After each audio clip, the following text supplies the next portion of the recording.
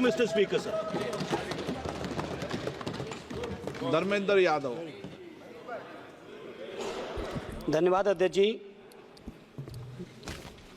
मैं इस संविधान के 129वें संशोधन अधिनियम के विरोध के लिए खड़ा हूं।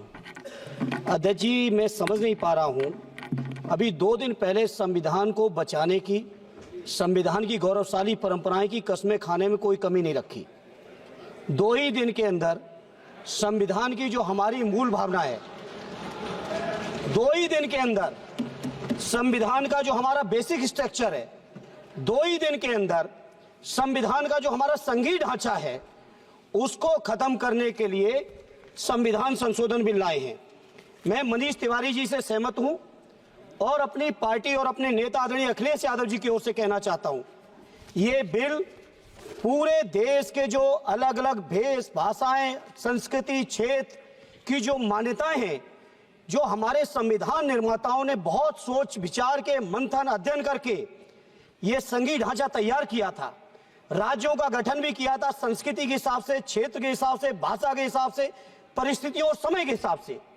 मैं नहीं समझता अध्यक्ष जी, मुझे कहने में कोई संकोच नहीं, उस समय के हमारे संविधान निर्माताओं से विद्वान, बाबा साहब भीमराव अंबेडकर से ज्यादा विद्वान इस सदन में अभी कोई नहीं बैठा, मुझे कहने में संकोच नहीं है। और ये संविधान की मूल भावना को खत्म करके कैसे तानाशाही के रास्ते निकाले जाएं, इसके अलावा कोई काम ही नहीं बचा है।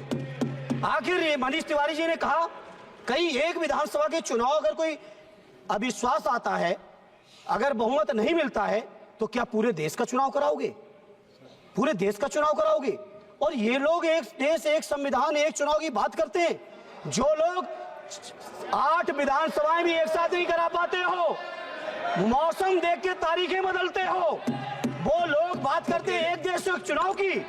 इसलिए अध्यक्ष जी, मैं अपनी पार्टी की ओर से, अपने नेता आदरणीय अखिलेश यादव जी की ओर से इस बिल का पुरजोर विरोध करता हूं और आपके माध्यम से देश के जनमानस से कहना चाहता हूं, ये भारतीय जनता पार्टी के लोग तानाशाही लाने के नित नए रास्ते लाते हैं।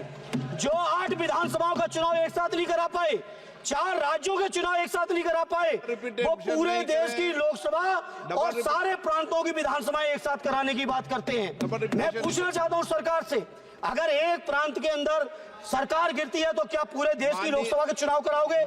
क्या अगर लोकसभा के चुनाव के चक्कर में उस प्रांत के लोग क्यों सफर करेंगे? अरे चर्चा कर लेना, अरे कुछ नहीं बचा है, कुछ नहीं बचा है आपके पास। अध्यक्ष जी, सदन को थोड़ा सा सिस्टम में लाएं।